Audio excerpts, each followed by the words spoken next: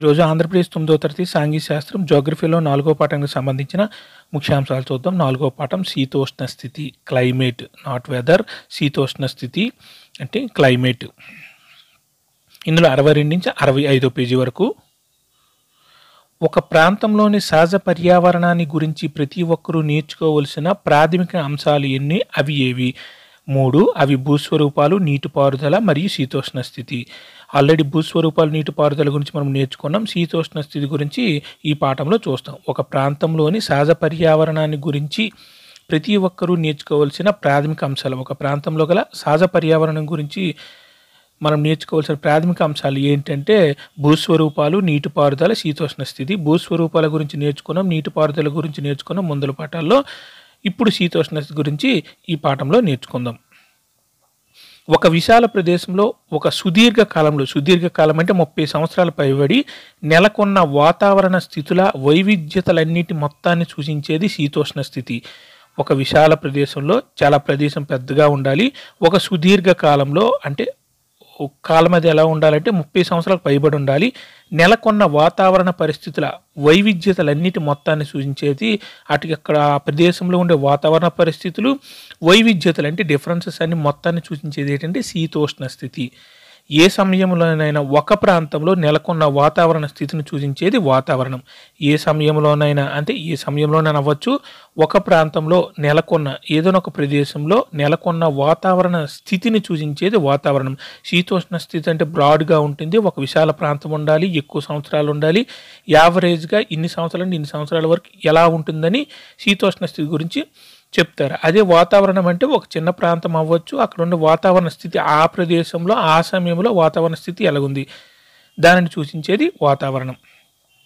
శీతోష్ణ స్థితిలోను వాతావరణంలోనూ ఉన్న అంశాలు ఒకటే, కానీ శీతోష్ణ స్థితిలోను వాతావరణంలో ఉన్న అంశాలు ఒకటే. అవి ఏంటంటే ఉష్ణోగ్రత, వాతావరణ పీడనం, పవనం, ఆర్ద్రత మరియు అవపాతం.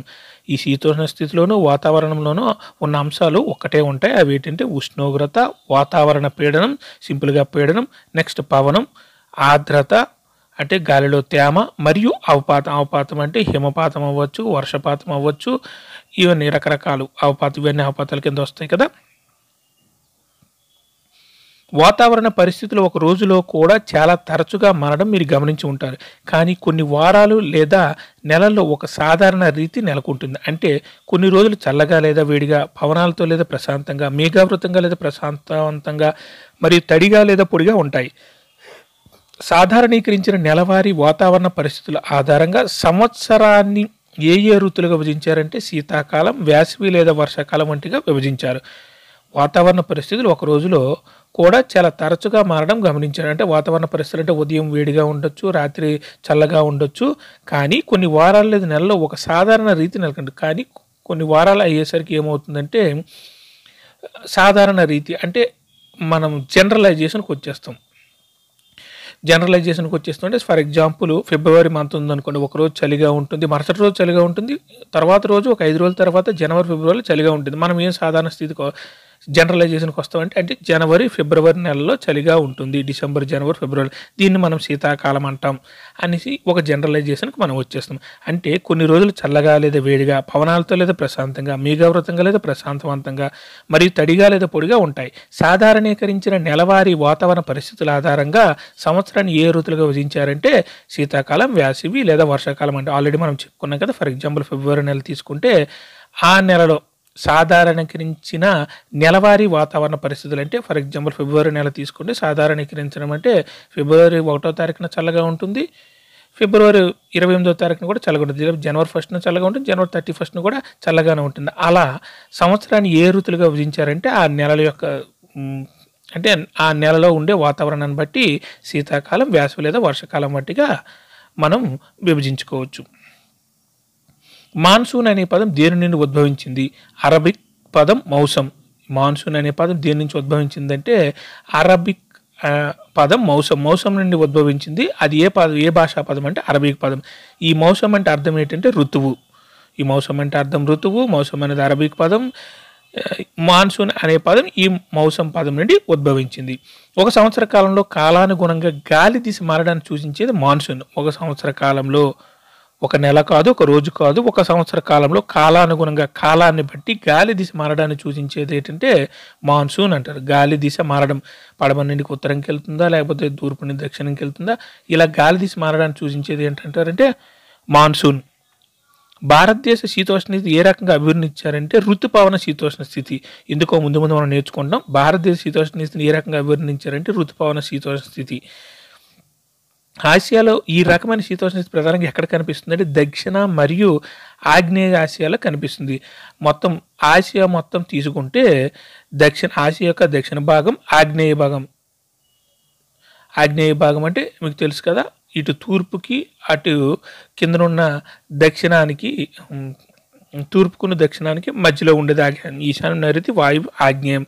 ఇలా మన భారతదేశం తీసుకుంటే బంగాళాఖాతం వైపు ఉండేది అది ఆగ్నేయ ప్రాంతం కదా. అలాగే ఆసియా ఖండానికి దక్షిణ ప్రాంతం అంటే కిందనున్న మ్యాప్లో కిందనుండే ప్రాంతం, మరియు దాని రైట్ సైడ్ ఉండే ప్రాంతం అంటే తూర్పుకి దక్షిణ మధ్యన ఉండే ప్రాంతం ఇటువంటి శీతోష్ణ స్థితిని కలిగి ఉంది. సాధారణంగా దేశం మొత్తం మీద సారూప్యత ఉన్నప్పటికీ దేశం లోపల శీతోష్ణ పరిస్థితుల్లో గుర్తింపదగిన ఏ వైవిధ్యాలు ఉన్నాయంటే ప్రాంతీయ వైవిధ్యాలు. అంటే ఒక ప్రాంతానికి మరో ప్రాంతానికి డిఫరెన్సెస్ ఉంటాయి అన్నమాట. సాధారణంగా దేశం మొత్తం మీద సారూప్యత అంటే ప్యారలల్ అంటే ఒకదానికొకటి ప్యారలల్గా అంటే దాని ఒకదానికి కూడా దగ్గర పోలికలు ఉన్నప్పటికీ దేశం లోపల అంటే భూగర్భ ప్రాంతానికి వెళ్ళేసరికి ఒక ప్రాంతానికి మరో ప్రాంతానికి డిఫరెన్సెస్ అంటే వైవిధ్యాలు కనిపిస్తూ ఉంటాయి అన్నమాట. మనం రెండు ముఖ్యమైన అంశాలను తీసుకుందాం. అవి ఉష్ణోగ్రత, అవపాతం, మరియు అవి ఒక ప్రదేశం నుండి మరో ప్రదేశానికి మరియు ఒక కాలం నుండి మరో కాలానికి ఎలా మారుతాయో పరిశీలిద్దాం. అంటే ఈ వాతావరణ పరిస్థితుల్లో ఉష్ణోగ్రత, అవపాతం అనే రెండింటిని తీసుకుందాం. అవి ఒక ప్రాంతానికి మరో ప్రాంతానికి మధ్య ఏ విధంగా ఈ వైవిధ్యం కనిపిస్తుందో ఇప్పుడు చూద్దాం. వేసవిలో ఉష్ణోగ్రత. వేసవిలో రాజస్థాన్ ఎడారిలో కొన్ని ప్రాంతాల్లో ఉష్ణమాపకంలోని పాదరసం అప్పుడప్పుడు 56 డిగ్రీల సెంటీగ్రేడ్ తాగుతుంది. అంటే ఉష్ణోగ్రత రాజస్థాన్లో 56 డిగ్రీల సెంటీగ్రేడ్ ఉంటుంది. అయితే జమ్మూ కాశ్మీర్లోని పహల్గామ్లో 20 డిగ్రీల సెంటీగ్రేడ్గా ఉంటుంది. జమ్మూ కాశ్మీర్లో 20 డిగ్రీల సెంటీగ్రేడ్గా ఉంటుంది. శీతాకాల ప్రాంతాల్లో జమ్మూ కాశ్మీర్ ద్రాసుల ఉష్ణోగ్రత -40 డిగ్రీల సెంటీగ్రేడ్ అంతకంటే తక్కువ ఉండవచ్చు. మరోవైపు తిరువనంతపురంలో 22 డిగ్రీల సెంటీగ్రేడ్ ఉష్ణోగ్రత ఉండవచ్చు. దీన్ని ఉష్ణోగ్రతగా తీసుకొని రాజస్థాన్లో అయితే అప్పుడప్పుడు 56 డిగ్రీల సెంటీగ్రేడ్ ఉంటుంది. జమ్మూ కాశ్మీర్ పహల్గామ్లో అయితే 20 డిగ్రీల సెంటీగ్రేడ్ ఉంటుంది. అది జమ్మూ కాశ్మీర్లోని ద్రాసులోనైతే -45 డిగ్రీల సెంటీగ్రేడ్ ఉంటుంది. అదే కిందకి దక్షిణం వైపు కేరళ తిరువనంతపురం వెళ్ళేసరికి అది 22 డిగ్రీల సెంటీగ్రేడ్కి ఉష్ణోగ్రత ఉండవచ్చు. దీన్ని బట్టి చూస్తే ఉష్ణోగ్రతలో కూడా ఒక ప్రాంతానికి మరొక ప్రాంతానికి వైవిధ్యం కనిపిస్తుంది కదా అని చెప్తున్నారు. కొన్ని ప్రదేశాల్లో పగలు రాత్రి ఉష్ణోగ్రత మధ్య చాలా వ్యత్యాసం ఉంటుంది. ఎక్కడ పగటి ఉష్ణోగ్రత 50 డిగ్రీల సెంటీగ్రేడ్ పెరగవచ్చు మరియు అదే రాత్రి దాదాపు 15 డిగ్రీల సెంటీగ్రేడ్ పడిపోవచ్చు. తారు ఎడారిలో కొన్ని ప్రదేశాలలో ఎడారి ప్రాంతాల్లో పగల ఉష్ణోగ్రతకి రాత్రి ఉష్ణోగ్రతకి మధ్య తేడా అంటే మధ్యన ఉన్న డిఫరెన్స్ ఏమవుతుంది చాలా ఎక్కువగా ఉంటుంది. వ్యత్యాసం చాలా ఎక్కువగా ఉంటుంది. అది ఎలా అంటే పగటి ఉష్ణోగ్రత తారు ఎడారిలో చూస్తే పగటి ఉష్ణోగ్రత 50 డిగ్రీల సెంటీగ్రేడ్ పెరిగితే అదే రాత్రి అయ్యేసరికి అది 15 డిగ్రీలు పడిపోతుంది. అంటే దగ్గర వాటి మధ్య డిఫరెన్స్ ఏంటంటే 35 డిగ్రీల మధ్యలో గ్యాప్ ఉంటుంది ఇక్కడ తారు ఎడారిలో. మరోవైపు ఎక్కడ పగలు మరియు రాత్రి ఉష్ణోగ్రతలో ఎక్కువ తేడా ఉండదు. అండమాన్ మరియు నికోబార్ దీవులు కేరళ ఉష్ణోగ్రత అయిపోయింది కదా. ఇప్పుడు అవపాతం గురించి చూద్దాం. హిమాలయాల ఎగువ ప్రాంతాల్లో అవపాతం ఎక్కువగా హిమపాతం రూపంలో ఉండగా దేశంలోని మిగిలిన ప్రాంతాల్లో ఏ రూపంలో ఉంటుందంటే వర్షపాతం రూపంలో ఉంటుంది. అవపాతం అంటే మంచు కురవడం, వర్షం పడడం, లేకపోతే వనజల్లులు పడడం, ఇవన్నీ కూడా అవపాతం కింద వస్తాయి. తేమ ఉండడం ఇవన్నీ అవపాతం కింద వస్తాయి. ఆ అవపాతం అనేది హిమాలయ ఎగువ ప్రాంతాల్లో అవపాతం ఎక్కువగా ఏ రూపంలో ఉంటుందని హిమపాతం రూపంలో ఉంటుంది. అదే దేశంలోని మిగిలిన ప్రాంతాల్లో ఈ అవపాతం ఏ రూపంలో ఉంటుందంటే వర్షం రూపంలో ఉంటుంది. దేశంలోకి వచ్చే వర్షం రూపం హిమపాతం అంటే మంచు పడుతుంది అనమాట ఎక్కడ హిమాలయ ప్రాంతాల్లో. వార్షిక అవపాతంలో తేడాలు ఎలా ఉంటాయి అంటే మేఘాలయలో 400 సెంటీమీటర్ల కంటే ఎక్కువ నుండి లడఖ్ మరియు పశ్చిమ రాజస్థాన్లో 10 సెంటీమీటర్ల కంటే తక్కువగా. ఇప్పుడు ఈ అవపాతంలో అంటే ఫర్ ఎగ్జాంపుల్ అవపాతంలో ఒక రకమైన వర్షాన్ని తీసుకుందాం. మేఘాలయాల్లో అయితే 400 సెంటీమీటర్లు పడుతుంది. అదే లడఖ్ పశ్చిమ రాజస్థాన్లో అయితే 10 సెంటీమీటర్లు కంటే తక్కువగా పడుతుంది. మేఘాలయలో అయితే 400 సెంటీమీటర్ల కంటే ఎక్కువగా పడుతుంది. అదే లడఖ్ పశ్చిమ రాజస్థాన్లో అయితే 10 సెంటీమీటర్ల కంటే తక్కువగా పడుతుంది. అక్కడక్కడ ఉండే మన భారతదేశ ప్రదేశంలోనే వివిధ ప్రదేశాల్లో ఈ వర్షాలు పడే విధానంలో అంటే వర్షం పడే కూడా అంటే వర్షం ఎంత తక్కువ పడుతుంది, ఎంత ఎక్కువ పడుతుంది అనే దాంట్లో కూడా డిఫరెన్స్ అంటే వైవిధ్యాలు మనకి కనబడుతున్నాయి. దేశంలోని చాలా ప్రాంతాలు ఎప్పుడు వర్షపాతం పొందుతాయంటే జూన్ నుండి సెప్టెంబర్ వరకు. దేశంలోని చాలా ప్రాంతాలు మనము వర్షాకాలం అంటాం కదా సింపుల్గా, జూన్ నుండి సెప్టెంబర్ వరకు దేశంలోని చాలా ప్రాంతాలు మేజర్ స్టేట్స్ అన్ని జూన్ నుండి సెప్టెంబర్ వరకే వర్షపాతం పొందుతాయి. కానీ తమిళనాడు తీరంలోని కొన్ని ప్రాంతాలు ఎప్పుడు వర్షపాతం పొందుతుందంటే అక్టోబర్ నవంబర్లో ఎక్కువ వర్షపాతం పొందుతుంది. కానీ తమిళనాడు తీరంలో కొన్ని ప్రాంతాలు ఎప్పుడు వర్షపాతం పొందుతుందంటే అక్టోబర్ నవంబర్లో. మనకు అప్పుడేమో శీతాకాలం కదా, శీతాకాలం కూడా చెన్నై వరదలతో ముందుకుపోయిందనేసి మనం అప్పుడప్పుడు న్యూస్లో వింటుంటాం. మన పక్కన తమిళనాడు కాబట్టి ఎక్కువగా న్యూస్లోనే వింటున్నాం. ఇప్పుడు అక్టోబర్ నవంబర్లో వర్షపాతం ఎక్కువగా ఉంటుంది. ఇక్కడ తమిళనాడులో సాధారణంగా ఏ ప్రాంతాలు ఉష్ణోగ్రత పరిస్థితులు తక్కువ వ్యత్యాసాలను కలిగి ఉంటాయి? తీర ప్రాంతాలు.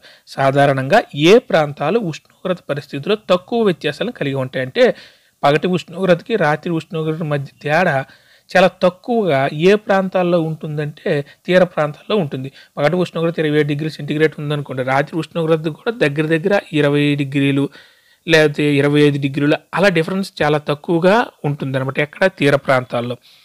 ఏ భాగంలో కాలానుగుణ వ్యత్యాసాలు ఎక్కువగా ఉంటాయి? దేశం లోపల. తీర ప్రాంతాల్లో అయితే ఉష్ణోగ్రతలో వ్యత్యాసాలు చాలా తక్కువగా ఉంటాయి.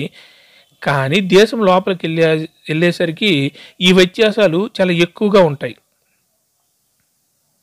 ఉత్తర మైదానంలో సాధారణంగా ఎక్కడి నుంచి ఎక్కడికి వెళ్ళే కొలది వర్షపాతం తగ్గుతుంది. ఉత్తర మైదానాలు అంటే పైన గంగా మైదానం, ఇవన్నీ ఉత్తర మైదానాలకి ఉత్తర ప్రాంతం నుండి మైదానాల కింద వస్తాయి తర్వాత కదా, అంటే హిమాలయాల తర్వాత దక్షిణం వైపు ఉండేవి. ఈ ఉత్తర మైదానంలో సాధారణంగా ఎక్కడి నుంచి ఎక్కడికి వెళ్ళే కొలది వర్షపాతం తగ్గుతుందంటే తూర్పు నుంచి పడమరకు వెళ్ళేసి, తూర్పు వైపు ఈ అస్సాం, అరుణాచల్ ప్రదేశ్ ఇవన్నీ తూర్పు వైపు ఉన్నాయి కదా, ఈ తూర్పు వైపు నుండి పడమర వైపు రాజస్థాన్, గుజరాత్ ఈ వైపు వెళ్ళేసరికి ఏమవుతుందంటే వర్షపాతం తగ్గుతూ ఉంటుంది. ఈ వైవిధ్యాలు ప్రజల జీవితాలు, వారు తినే ఆహారం, వారు ధరించే బట్టలు, వారు నివసించే ఇళ్లలో కూడా వైవిధ్యాన్ని పెంచుతాయి. సింపుల్గా చెప్పవచ్చు, వారు ఫర్ ఎగ్జాంపుల్ దుస్తులు తీసుకున్నప్పుడు వర్షాకాలం ఎక్కువ పడితే రెయిన్ కోట్లు ఎక్కువ వాడుతుంటాం. అదే రాజస్థాన్, గుజరాత్ ప్రాంతం ఎడారి ప్రాంతానికి వెళ్ళేసరికి మనం ఏంటవుతామంటే రెయిన్ కోట్లు వాడామంటే లోపల ఉక్కిపోతాం కాబట్టి ఏమవుతుందంటే పల్చని దుస్తులు వాళ్ళు ధరిస్తారు. ఇలాగా వాతావరణ పరిస్థితుల్లో కూడా వాళ్ళ తినే ఆహారంలో, ధరించే బట్టలు, వారు నివసించే ఇల్లులో కూడా డిఫరెన్సెస్ ఉంటాయి. కొన్ని అందులో చూడడం, రాజస్థాన్ ఇల్లు మందపాటి గోడలు మరియు చదునైన పైపక్కులు ఎందుకు కలిగి ఉంటాయి? సింపుల్గా రాజస్థాన్లోని ఇల్లు మందపాటి గోడలు మరియు చదునైన పైకప్పులు ఎందుకు కలిగి ఉంటాయంటే ఉష్ణోగ్రత వేడిగా ఉంటుంది, మరి తక్కువ వర్షం ఉంటుంది. మందపాటి గోడ కారణంగా ఇళ్లలోకి వేడి ప్రవేశించకుండా నిరోధించడం మరియు చదునైన పైకప్పులు వర్షపాతం సమయంలో సేకరించిన నీటిని సంరక్షించడం, శీతలీకరణ ప్రభావాన్ని అందిస్తాయి. ఫర్ ఎగ్జాంపుల్ రాజస్థాన్లో ఇల్లు ఎలా ఉంటాయంటే మందపాటి గోడలు, చాలా దట్టంగా గోడలు ఉంటాయి, చాలా వెడల్పు ఎక్కువగా దళసరిగా ఉంటాయి. ఎందుకు ఉంటాయంటే బయట నున్న వేడి లోపలికి రాకుండా, ఇంటి లోపలికి రాకుండా, మరియు చదునైన పైకప్పులు ఎందుకు ఉంటాయంటే వర్షపాతం సమయంలో సేకరించిన నీటిని సంరక్షించడం, శీతలీకరణ ప్రభావాన్ని అందించడానికి. పైకప్పులు కూడా చదునుగా ఎందుకు ఉంటాయంటే వాళ్ళు బట్టి ఎందుకు ఉంటాయంటే అక్కడ నీటిని సేకరించి వాళ్ళకి శీతలీకరణ ప్రభావాన్ని, అంటే కొంతమంది ఏం చేస్తారంటే నీటిని సేకరించి ఏం చేస్తారు, ఒక మడుగుల్లోకి ఇలా దాచుకుంటారు. ఎందుకంటే వర్షపాతం తక్కువగా ఉంటుంది కదా, కాబట్టి నీటిని తాగడానికి ఉపయోగించుకుంటారు, నీటిని సేకరించడానికి కూడా ఉపయోగించారు. ఇలా పడిన వర్షపాతం నీరు క్రిందకి పడి ఒక మడుగుల్లోకి వెళ్ళి చిన్న చిన్న గోతులు తవ్వుకుంటారు, వాటిని వాళ్ళు ఎక్కువ రోజులు ఉపయోగించుకుంటారు. ఎందుకంటే వాళ్ళకి నీరు చాలా తక్కువగా లభిస్తుంది కదా, అందువలన. టెరాయి ప్రాంతంలో మరియు గోవా మరియు మంగళూరులోని ఇళ్లకు వాలు ఉండే పైకప్పులు ఎందుకు ఉన్నాయి?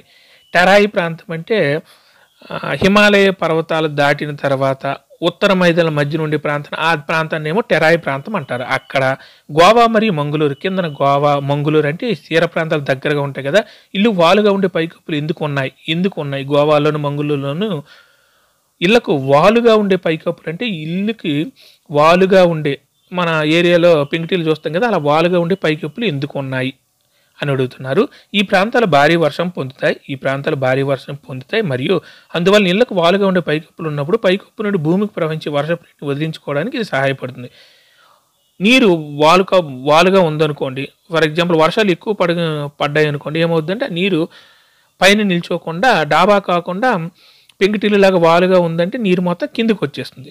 కాబట్టి ఆ ప్రాంతాల్లో ఎక్కువ వర్షపాతం పడుతుంది కాబట్టి పైన నీరు నిల్చొని కింద ఇంట్లో లోపల ఉండే వాళ్ళకి ప్రమాదం కలిగించుకుంటే ఆ నీరు జారి కింద జారిపోయి భూమి మీద పడి దూరంగా పోవడానికి ఏమో ఇవి ఉపయోగపడతాయి. 2, 3 ఎగ్జాంపుల్స్ ఇవి. 2, 3 ఉపయోగాలు ఇవి చాలా ఉంటాయి. ప్రస్తుతానికి సింపుల్‌గా నేర్చుకుందాం. అస్సాంలో ఇళ్లను ఊతకర్రలపై ఎందుకు నిర్మిస్తారు? అస్సాంలో ఇళ్లను ఊతకర్రలపై ఎందుకు నిర్మిస్తారని అడుగుతున్నారు. అస్సాంలో సమృద్ధిగా వర్షపాతం ఉంటుంది. దీని కారణంగా ఉపరితలం ఎల్లప్పుడూ తేమగా ఉంటుంది మరియు విషపూరిత కీటకాలు ఎక్కువగా కనిపిస్తాయి కాబట్టి ఆ కీటకాల నుండి రక్షణ కోసం ఊతకర్రలపై ఇల్లు నిర్మిస్తారు. మరియు వరదలు వచ్చినప్పుడు నీరు సులభంగా ఇళ్లలోకి ప్రవేశించదు మరియు భూకంపాలు ఇళ్లకు పెద్దగా నష్టం కలిగించవు. అస్సాంలో ఇళ్లను ఊతకర్రలపై ఎందుకు నిర్మిస్తారంటే చిన్న కర్రలు ఉన్నాయనుకోండి, పైన హౌస్ ఉందనుకోండి ఎత్తుగా, వర్షాలు ఎక్కువ పడుతుంటాయి కాబట్టి వరద నీరు ఎక్కువగా ప్రవహిస్తుంది కాబట్టి కింద నుంచి ఇల్లు కింద నుంచి ఏమో నీరు పోతుంది.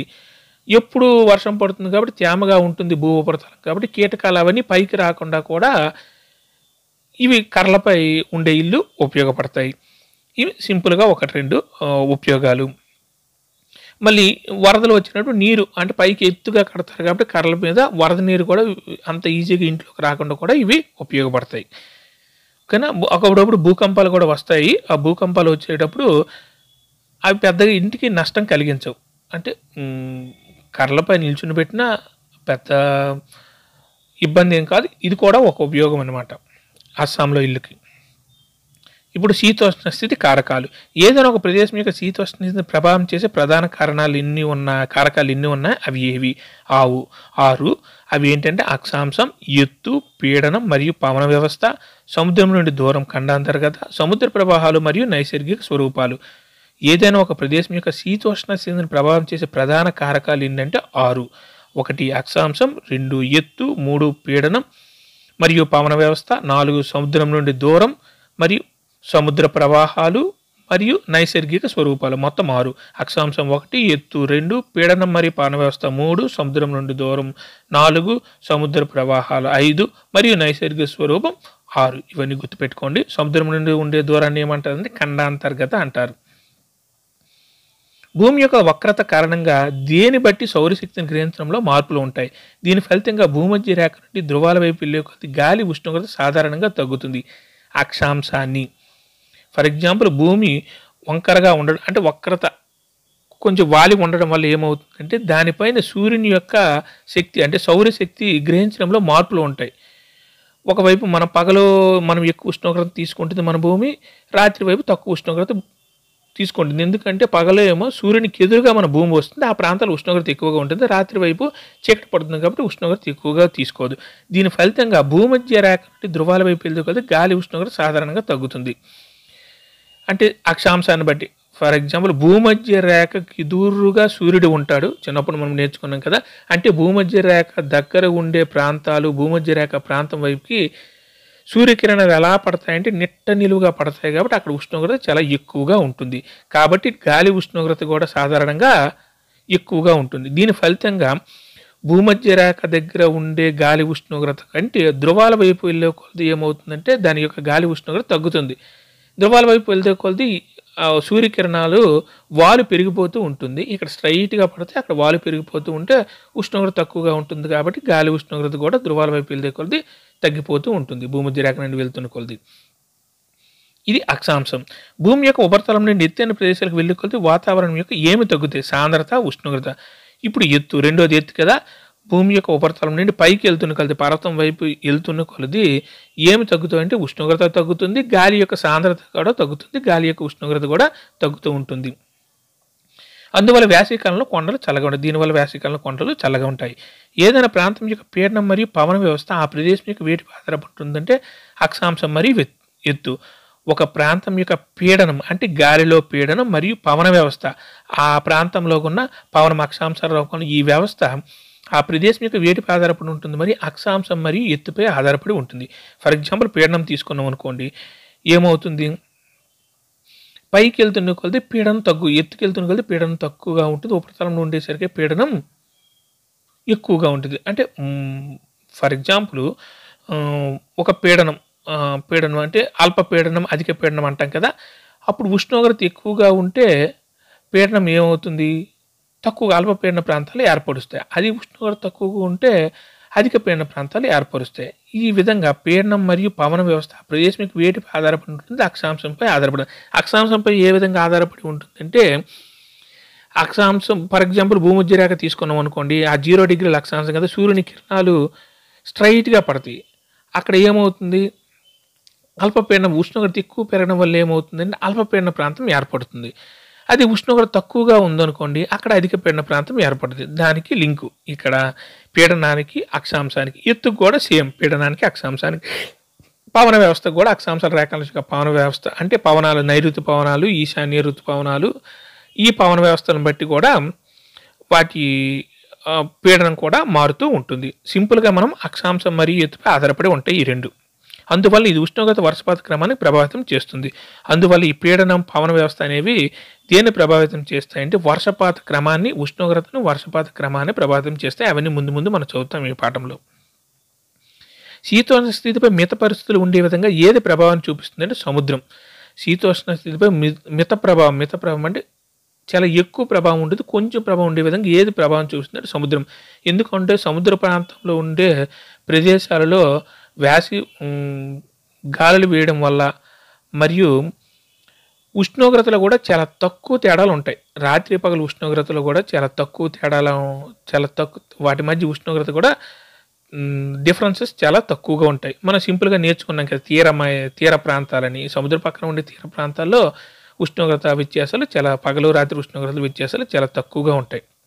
దీన్నే మనం శీతోష్ణ స్థితిపై మిత పరిస్థితులు ఉండే విధంగా ఏది ప్రభావం చూపిస్తుందంటే సముద్ర మిత పరిస్థితులు అంటే ఆ ఉష్ణోగ్రతల తేడాలు చాలా తక్కువగా ఉండడం అనమాట. సముద్రం నుండి దూరం పెరిగే కొద్దీ దాని మిత ప్రభావం తగ్గుతుంది. ప్రజలు తీవ్రమైన వాతావరణ పరిస్థితులను అనుభవిస్తారు. ఈ పరిస్థితిని ఏమంటారంటే వేసవిలో చాలా వేడిగా, శీతాకాలంలో చాలా చల్లగా ఉంటుంది. ఇది ఖండాంతర్గత శీతోష్ణ. సముద్ర ప్రాంతంలో ఈ మిత పరిస్థితులు ఎలా ఉంటాయంటే చాలా ఎక్కువగా ఉంటాయి. అంటే మితంగా ఉండడం. ఫర్ ఎగ్జాంపుల్ మార్నింగ్ ఉష్ణోగ్రత తక్కువగా ఉంటుంది, రాత్రి చలి కూడా చాలా తక్కువగా ఉంటుంది అనమాట. ఆ రెండింటి మధ్య డిఫరెన్స్ చాలా తక్కువగా ఉంటాయి. అదే సముద్రం నుంచి లోపల వైపు ఎక్కడ వరకు ఖండాంతర్గత లోపల అంటే భూగోళం లోపల వైపు వెళ్ళే కొలది, భూమి లోపల సముద్రం నుంచి దూరంగా వెళ్ళే కొలది ఏమవుతుందంటే రాత్రి నుండి చలి ఎక్కువైపోతుంది, తెల్లవారి వేడి ఎక్కువైపోతుంది. ఇటువంటి శీతోష్ణ స్థితిని ఏమంటామంటే ఖండాంతర్గత శీతోష్ణ స్థితి అంటాం. అంటే దాని అర్థం ఏంటంటే ఉష్ణోగ్రతల వ్యత్యాసాలు చాలా ఎక్కువగా అయిపోతుంటాయి. ఎక్కడ సముద్రం నుండి లోపలికి పోయిన కొలది, దూరంగా లేదా లోపలికి పోయిన కొలది. తీర ప్రాంతాల శీతోష్ణ స్థితిని సముద్ర పవనాలతో పాటు ఏవి ప్రభావితం చేస్తాయంటే సముద్ర ప్రవాహాలు కూడా ప్రభావితం చేస్తాయి. తీర ప్రాంతాల శీతోష్ణ స్థితిని సముద్ర పవనాలతో పాటు ఏవి ప్రభావితం చేస్తాయంటే సముద్ర ప్రవాహాలు. ఓకేనా, గుర్తుపెట్టుకోండి, సముద్ర ప్రవాహాలు కూడా ప్రభావితం చేస్తాయి. ఉదాహరణకు ఏ తీర ప్రాంతంలోనైనా ఉష్ణ లేదా శీతల ప్రవాహాలు ప్రవహించినప్పుడు తీర ప్రాంత పవనాలు దాని మీదుగా వీస్తే అవి తీర ప్రాంతం చల్లగా లేదా వెచ్చగా చేస్తాయి. ఈ తీర ప్రాంతాల్లోనైనా ఉష్ణ లేదా శీతల పవనాలు ప్రవహించినప్పుడు తీర ప్రాంత పవనాలు దాని మీదుగా వీస్తే అవి తీర ప్రాంతం చల్లగా లేదా వెచ్చగా చేస్తాయి. ఫర్ ఎగ్జాంపుల్ తీర ప్రాంతంలో ఉష్ణ ప్రవాహాలు వీచాయి అనుకోండి, వాటిపైన శీతల పవనాలు వీస్తే ఏమవుతాయి, అవి చల్లగా అవుతాయి. ఈ విధంగా ఎందుకు జరుగుతుంది అంటే భూమి తొందరగా వేడెక్కి తొందరగా చల్లారుతుంది, నీరు లేటుగా వేడెక్కి లేటుగా చల్లారుతుంది. దీనివల్ల ఈ ప్రవాహాలు ఏర్పడుతూ ఉంటాయి. ఈ సముద్ర పవనాలు కూడా ఏర్పడుతూ ఉంటాయి. దీనివల్ల ఏమవుతుందంటే సముద్ర ప్రాంతాల్లో ఉష్ణోగ్రతల వ్యత్యాసాలు చాలా తక్కువగా ఉంటాయి. ప్రపంచంలోని చాలా ఎడార్లు ఉప ఉష్ణ మండలంలో ఖండాల పచ్చి మంచులు ఎందుకు ఉన్నాయి అని అడుగుతున్నా. ప్రపంచంలో చాలా ఎడార్లు ఉప ఉష్ణ మండలం. ఫర్ ఎగ్జాంపుల్ ఉష్ణ మండలం అంటే భూమధ్యరేఖ దగ్గరగా ఉండే ప్రాంతాలు, ఉప ఉష్ణ మండలాలు అంటే భూమధ్యరేఖ కొంచెం దూరంగా ఉండే ప్రాంతాలు. కానీ ఉప ఉష్ణ మండల ఖండాలు పచ్చి మంచులు ఎందుకు ఇలాంటి ఉప ఉష్ణ మండల ప్రాంతాలు ఖండాల పచ్చి మంచులు ఎందుకు ఉన్నాయని అడుగుతున్నారు. ఉష్ణమండల తూర్పు గాలులు అవి ఖండాల పచ్చి మంచులు చేరుకునే సమయానికి పొడిగా మారతాయి మరియు అవి వర్షపాతాన్ని తీసుకురావు. ఫర్ ఎగ్జాంపుల్ ఉష్ణమండల తూర్పు గాలులు అవి ఖండాల పచ్చి మంచులకు చేరుకునే సమయానికి, ఫర్ ఎగ్జాంపుల్ ఈశాన్య ఋతుపవనాలు ఆ పైనుండి వచ్చేటప్పుడు హిమాలయాలు అడ్డుకొని అవి అరుణాచల్ ప్రదేశ్ మీద కిందకు పోతాయి. అలాగే లోపలికి వచ్చి అవి చివరికి రాజస్థాన్కు లేకపోతే నైరుతి ఋతుపవనాలు అవి వెళ్ళి రాజస్థాన్కి చేరుకునే సమయానికి ఏమవుద్దంటే ఈ నేలపైన ప్రయాణించేసరికి వాటిలో ఉండే తేమ పూర్తిగా పూరిపోతుంది, అవి పొడిగా మారిపోతాయి, ఆ వర్షపాతాన్ని కూడా తీసుకురావు సింపుల్గా. ఓకేనా, ఉష్ణమండల తూర్పు గాలులు అవి ఖండాల పచ్చి మంచులు చేరుకునే సమయానికి పొడిగా మారతాయి, మరి అవి వర్షపాతాన్ని తీసుకురావు. కాబట్టి ఆ చివర ఉండే పశ్చిమ ప్రాంతంలో ఎడారులు ఎక్కువగా ఏర్పడతాయి. సింపుల్‌గా వర్షాన్ని ఈ పశ్చిమ వచ్చేసరికి వర్షపాతం చాలా తక్కువైపోతుంది. కాబట్టి అక్కడ ఎడారులు ఏర్పడతాయని మనం చెప్పవచ్చు. చివరిగా ఒక ప్రదేశం యొక్క శీతోష్ణ నిర్ణయించడంలో ఏది కూడా ప్రధాన పాత్ర వస్తుందంటే భౌగోళిక స్వరూపం కూడా ప్రధాన పాత్ర పోషిస్తుంది. చివరగా ఒక ప్రదేశం యొక్క శీతోష్ణ నిర్ణయించడంలో ఏది కూడా ప్రధాన పాత్ర పోషిస్తుందంటే భౌగోళిక స్వరూపం. ఎలా అంటే ఎత్తైన పర్వతాలు చరణ లేదా వేడిగాలులకు అడ్డంకులుగా పనిచేస్తాయి. అవి తగినంత ఎత్తు ఉండి వర్షపు గాలుల మార్గంలో ఉన్నట్లయితే ఆపాతానికి కూడా కారణమవుతాయి. పర్వతాల అవతల వైపు సాపేక్షంగా పొడిగా ఉంటుంది. ఇప్పుడు భౌగోళిక ప్రాంతంలో అంటే ఫర్ ఎగ్జాంపుల్ మనం పర్వతాలు, పీఠములు ఇవన్నీ నేర్చుకున్నాం కదా. ఇవి సింపుల్గా పర్వతాలు తీసుకుందాం. వీటికి ఎదురుగా పర్వతాలకి గాలులు వీచేటప్పుడు ఈ పర్వతాలు అడ్డుగా వచ్చాయనుకోండి, అవి ఏమవుతాయి, అవి పైకి ఎత్తుగా లేస్తాయి. పైకి చలన గాలు పైకి లేచడం వల్ల ఏమవుతుందంటే అవి పూర్తిగా చల్లబడి వర్షం కురుస్తుంది. అవి ఆపాతానికి కూడా అంటే ఆపాతానికి కారణమవుతుందంటే దాని అర్థం ఏంటంటే సింపుల్గా ఆపాతానికి మరొక రూపం వర్షం కాబట్టి ఆపాతంలో ఒక రూపం వర్షం కాబట్టి వర్షం కురుస్తుంది. పర్వతాల అవతల వైపు సాపేక్షంగా పొడిగా ఉంటుంది అన్నమాట. పర్వతాల అటువైపు ఏమవుతుందంటే పొడిగా ఉంటుంది, ఇటువైపు ఏమో వర్షం కురుస్తుంది. భారతదేశ శీతోష్ణ ప్రభావం చేసే కారకాలు. ఇప్పుడు భారతదేశం యొక్క శీతోష్ణ ప్రభావం చేసే కారకాలు ఒక్కొక్క దాని గురించి పూర్తిగా కంప్లీట్గా చూద్దాం. ఫస్ట్ది అక్షాంశం. ఏ రేఖ పశ్చిమాన రాన్ ఆఫ్ కచ్ నుండి తూర్పున మిజోరాం వరకు దేశం మధ్యలో వెళ్తుందంటే కర్కట రేఖ. కర్కట రేఖ మన దేశం మధ్య గుండా పోతుంది. ఇక్కడ పశ్చిమాన రాన్ ఆఫ్ కచ్ నుండి మిజోరాం వరకు. కర్కట రేఖ దక్షిణంగా ఉన్న ప్రదేశంలో దాదాపు సగం భాగం ఉష్ణమండల ప్రాంతానికి చెందింది. మిగిలిన ప్రాంతం అందంగా అయిన రేఖ ఉత్తరాన ఉప ఉష్ణమండలంలో ఉంది. అందువలన భారతదేశ వాతావరణం ఏ లక్షణాలు కలిగి ఉందంటే ఉష్ణమండల మరియు ఉప ఉష్ణమండల శీతోష్ణ. ఫర్ ఎగ్జాంపుల్ కర్కట రేఖ మన దేశాన్ని మధ్యగా పోతుంది. ఈ దక్షిణ వైపు వెళ్ళేసరికి మన భారతదేశం దాటి ఆ కిందకు వెళ్ళామనుకోండి, అక్కడ భూమధ్య రేఖ ఉంటుంది. ప్రపంచ మట్టం ఊహించుకోండి, భూమధ్య రేఖ ఉంటుంది కదా. ఈ భూమధ్య రేఖ కర్కట రేఖ మధ్య ఉండే ప్రాంతం చాలా ఎక్కువ ఉష్ణమండల ప్రాంతం. ఓకేనా, ఉష్ణమండల. ఈ కర్కట రేఖ దాటిన తర్వాత ఉత్తరం వైపు వచ్చేసరికి అది ఉప ఉష్ణమండల ప్రాంతం.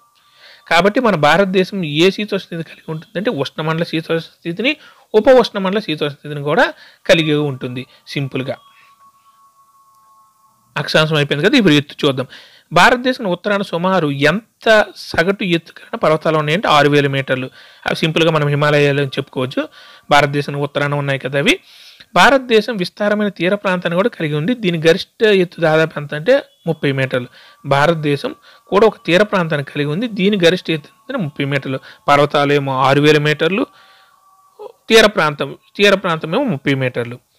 మధ్య ఆసియా నుండి వచ్చే శీతల పవనాలను ఉపఖండంలోనికి రాకుండా ఏ అడ్డుకుంటాయని హిమాలయ. మనం ఇప్పుడు చెప్పుకున్నాం కదా, మధ్య ఆసియా అంటే చైనా, ఆ పైకి వెళ్తే అది పైన మధ్య ఆసియా కదా. ఆ మధ్య ఆసియా నుండి శీతల పవనాలు ఉపఖండంలో రాకుండా ఏ అడ్డుకుంటాయని హిమాలయాలు అడ్డంగా ఉన్నాయి. నేపాల్ దగ్గర హిమాలయాలు అడ్డంగా ఉన్నాయి. ఈ పర్వతాల కారణంగానే ఈ ఉపఖండం మధ్య ఆసియాతో పోల్చితే ఏ కాలాన్ని ఎదుర్కొంటుందంటే మధ్యస్థ చలికాలను. ఈ పర్వతాల కారణంగానే ఈ ఉపఖండం అంటే మన భారతదేశ ఉపఖండం మధ్య ఆసియాతో పోల్చితే ఏ కాలాన్ని ఎదుర్కొంటుంది? మధ్యస్థ చలికాలను. పూర్తిగా చలికాలను కాదు, మధ్యస్థ చలికాలను మన భారతదేశం ఎదుర్కొంటుంది. అదే ఫర్ ఎగ్జాంపుల్ హిమాలయ పర్వతాలు లేవు అనుకోండి, ఈ రష్యా ఈ ప్రాంతంలో ఉండే అతి చల్లని గాలు మన భారతదేశం వైపు వీచి పూర్తిగా భారతదేశం అనేది మ్యాప్లో ఉండకపోవచ్చు హిమాలయ పర్వతాలు లేకపోతే. Thank you.